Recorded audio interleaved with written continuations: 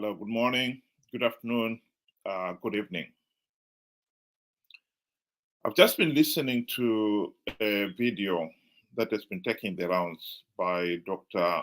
Nevers Mumba, the gentleman who chaired the SADC election observer team in last year's elections, reminding the people of Zimbabwe once again that if they need free, fair, and credible elections, if they genuinely want free, fair, and credible elections, they have got to fight for to make sure that the reforms are implemented and the elections are truly free, fair, and credible. It is a pity that some people have failed to understand why Zimbabwe's fight for free, fair, and credible elections has been such a disappointment.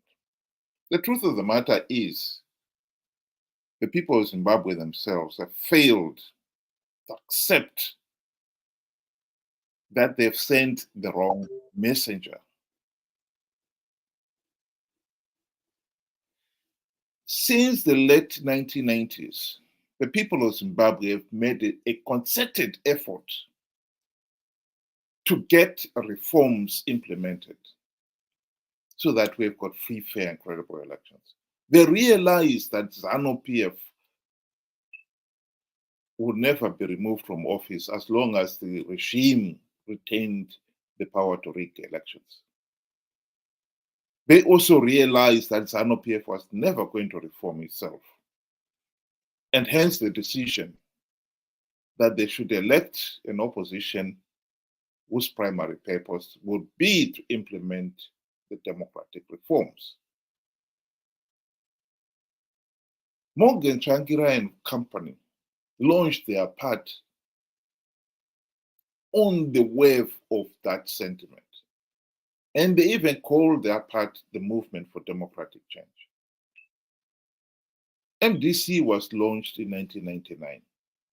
We are now in 2024.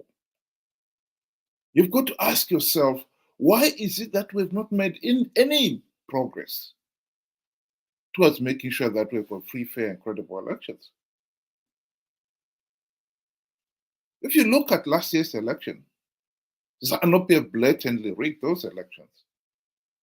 And worse still, even when SADC, our friend here, Dr. Mumba, and his colleagues, had come up with a damning report saying those elections were flawed, the AU did the same thing.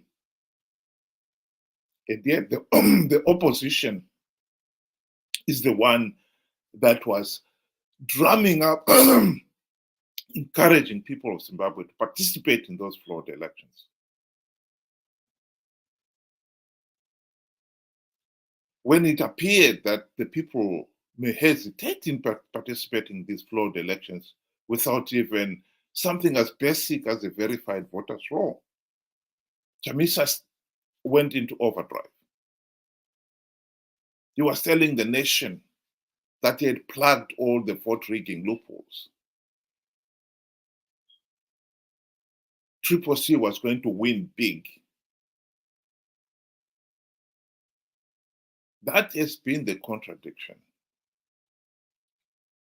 We have been participating in these flawed elections because the opposition told the people that they had mastered winning in rigged election strategies. In 2018, Chamisa was claiming that the MDC alliance had stringent measures to stop Zanu PF rigging the elections. Last year, it was, I've plugged all the vote rigging loopholes. No reforms had been implemented. We don't need reforms because now we've got strategies of winning rigged elections.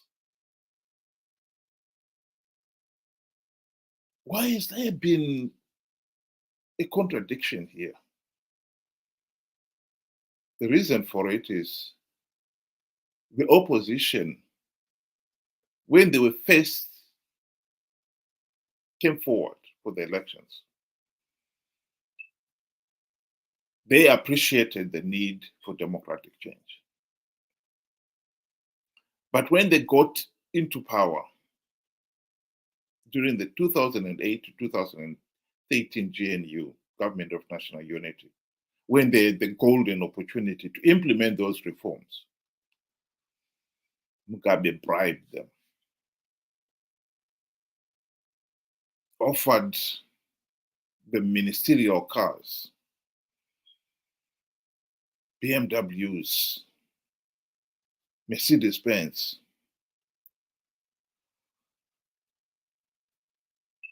very generous salaries and allowances. And for Morgan Changirai, the $4 million Highlands mansion.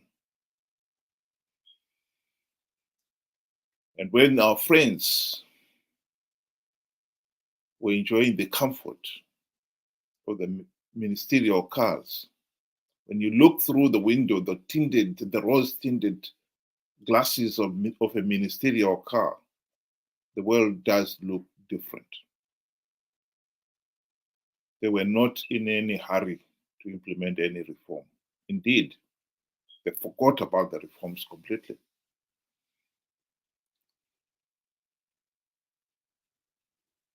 Some of the Zanu PF cronies, when they were asked during the GNU, why are MDC guys not implementing the reforms? They boasted. Mazwana MDC they will never rock the boat. They will never implement any reforms. Of course, they were right. MDC guys did not implement even one token reform. And ever since the GNU debacle, they have participated in flawed elections, knowing fully well that they are flawed, knowing fully well that by participating they are giving Zanu PF legitimacy. And Zanu PF has known that. And therefore then Zanu PF has set back when it comes to reforms. There are not going to be any meaningful democratic reforms implemented to make sure that elections are free, fair, and credible.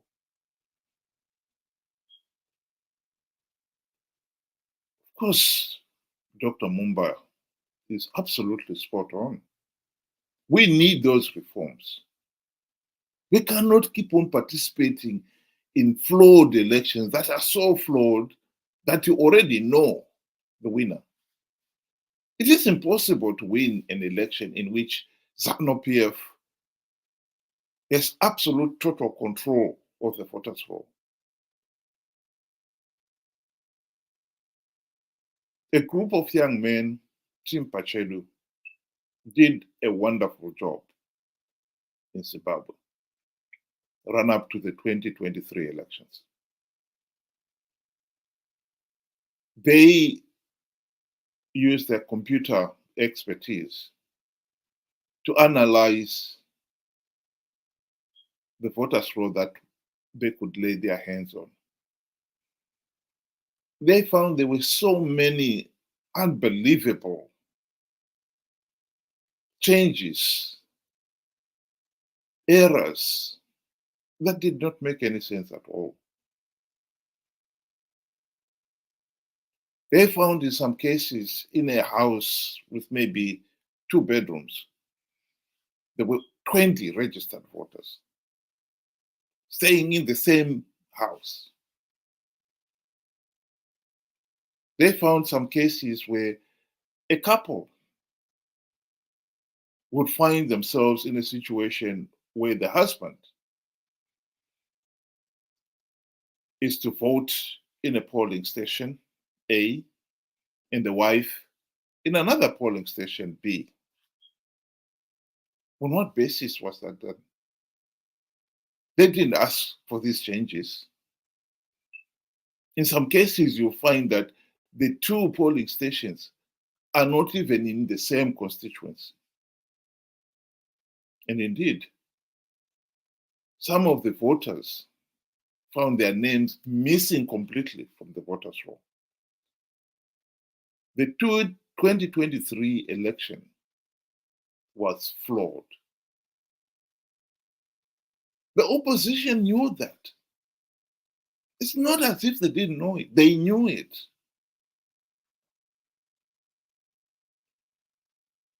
But as the cartoon is showing there, Mnangagwa saw to it that he bribed them. In 2020, in November 2022, just a few months before the 2023 elections, Mnangagwa gave all members of parliament $40,000 in housing allowance, in housing loan, as he called it. Everybody knows that those MPs were not expected to pay those $40,000 back. After all, some of them were going to be in parliament only for less than 6 months. That was just a free gift. But it was meant to send a clear message that Zanu PF will let the opposition win a few seats on the gravy train,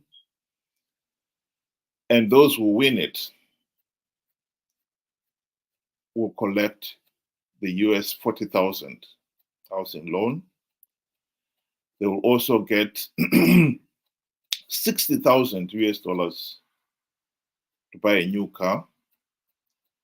And then there is the generous salary and allowances for the members of parliament. And as the cartoonists try to depict there, the opposition were completely focused on the debate. They were not interested that the elections were flawed. They knew they were flawed. They knew Zanu PF was rigging the elections. They knew by participating they're giving Zanu PF legitimacy, but they didn't care. They also knew that Zanu PF was going to allow a few individuals to win a few of the gravy train seats. And that they found irresistible.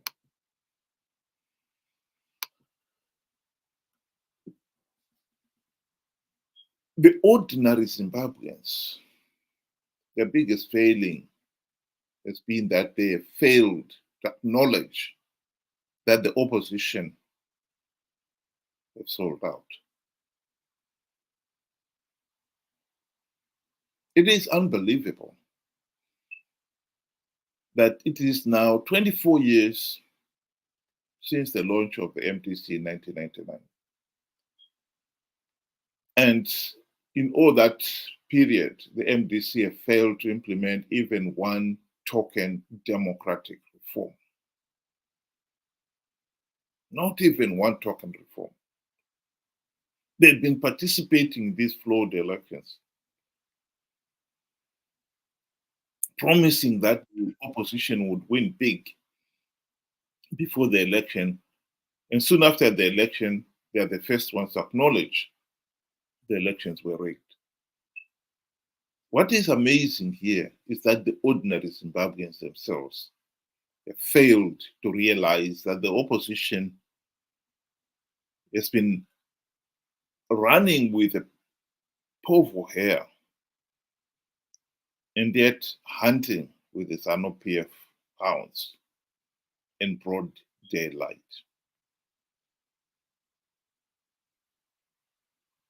After 24 years with this opposition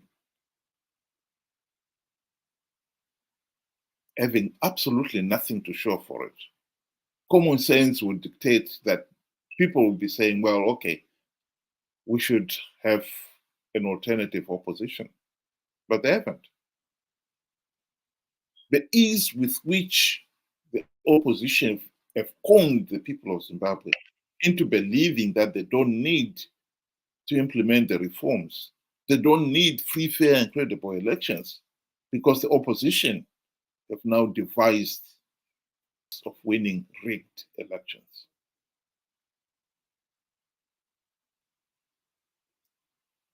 The country is preparing for the 2028 elections.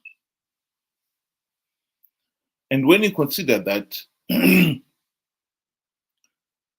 SADC and the AU produced a damning report of the 2023 elections, strictly speaking, this Zanu PF regime is illegitimate. But given the enthusiasm with which the opposition participated in last year's elections, and the over 2 million Zimbabweans who participated and voted for the opposition alone,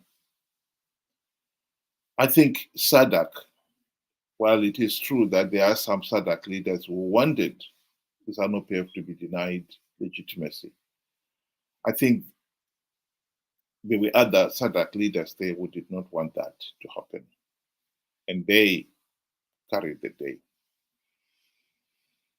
The participation of the millions of ordinary Zimbabweans in those flawed elections and the opposition's own participation and then taking up the seats even after SADC had condemned the process gave those who wanted to give Zanu PF the credit of the doubt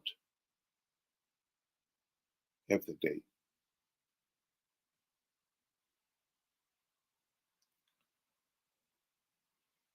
If the people of Zimbabwe had learned anything at all from the 2023 elections, then they should be insisting that we've got reforms.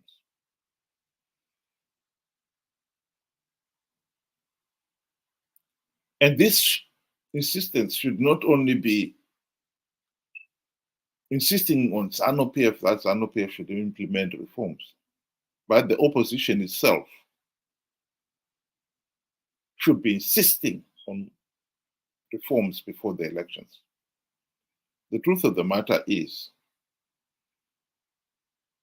the existing opposition right now has absolutely no intention of making reforms an issue.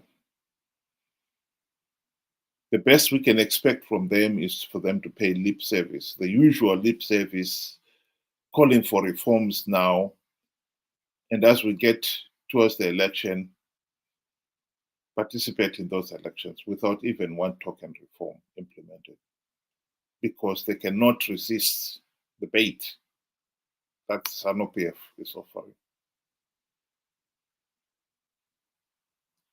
I think the cartoonist had it right there. Mnangagwa is depicted with a snug smile. He knows that he has got the opposition where he wants them. They will never resist the bait. They will participate in flawed elections, never mind how flawed the process gets, as long as they know they'll get a few gravy train seats.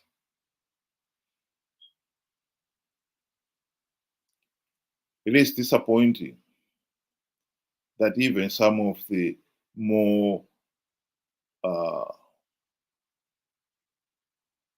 rational members in the opposition, at least one considered to be rational, people like Tendai Biti and David Coulthard. This is a quotation of Tendai Biti arguing the reason why people should not keeping on participating in these flawed elections. And the quotation I was showing earlier on was from David Coulthard's book. making the same point, but going one step further to explain that the reason why the opposition continued participating was greed. Now it seems like the two gentlemen have made a complete U-turn, because both of them have defended the opposition Triple C members of parliament participating in last year's elections and taking up their seats, claiming that where the opposition won, these are liberated zones. What a foolish argument. How is the urban centers a liberated zone? Just because Zanu PF lets the opposition win those seats? Did the urban centers have a separate voters roll? One that was clean? Of course not.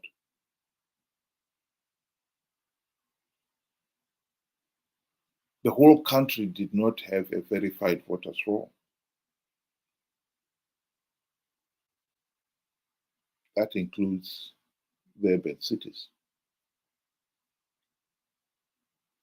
The whole country did not have a free media. That includes the urban cities. Zanu PF has been very careful. Ever since the 2008 elections, where the regime was forced to sign the global political agreement and to go into the GNU, the party has realized that in this day and age, it can no longer retain the de facto one-party state. And so it has willingly accepted the need for the opposition to win a few seats so that the country can be portrayed as a multi-party state.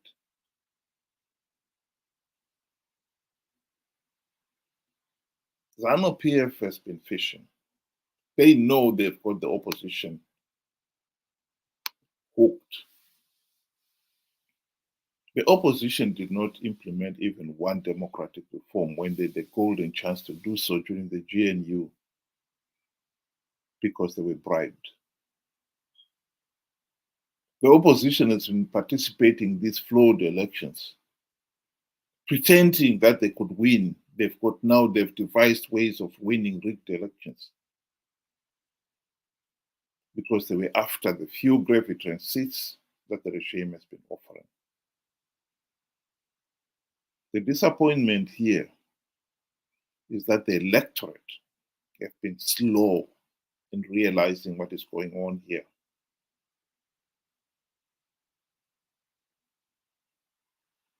I've said it here and I'll say it again.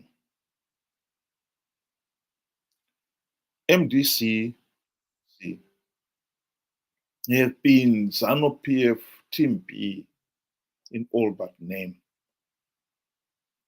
They've been playing to make sure that Team A wins and Team A gets legitimacy. And for their reward, they get a few gravitran seats.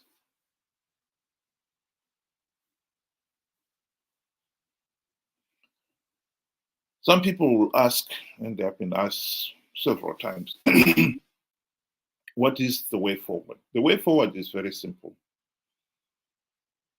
We, the people of Zimbabwe, have got to put our foot down and say, no, we cannot carry on with this circus.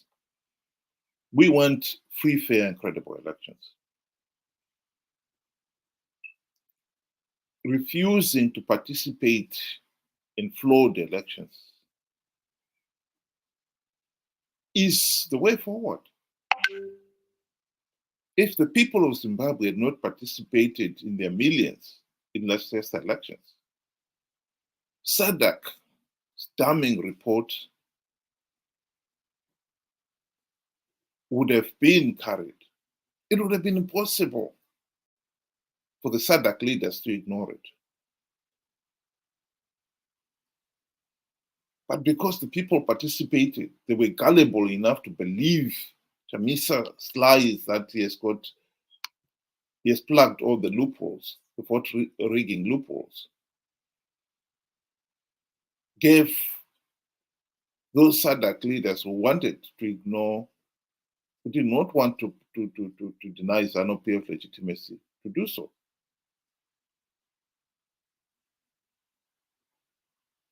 We are never going to win rigged elections. We should realize that the opposition is no longer fighting in our corner.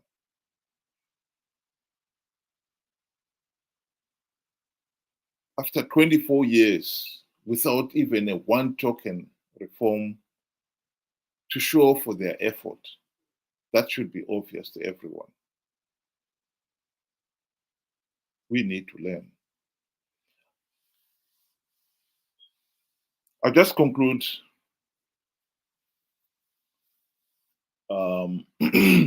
with reminding people that at the present moment, there is absolutely no hope of Zanu PF implementing reforms, particularly when they know they've got the opposition.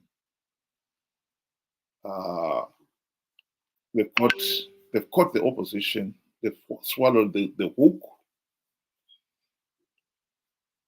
they sink everything. They have got the opposition in their deep pockets. Zanu PF will never implement reforms. And the opposition will participate without even one token reform implemented. It is for us, the people, to stand back and say, no, without reforms, we're not participating. That is the solution. Thank you very much for listening, and have a good day.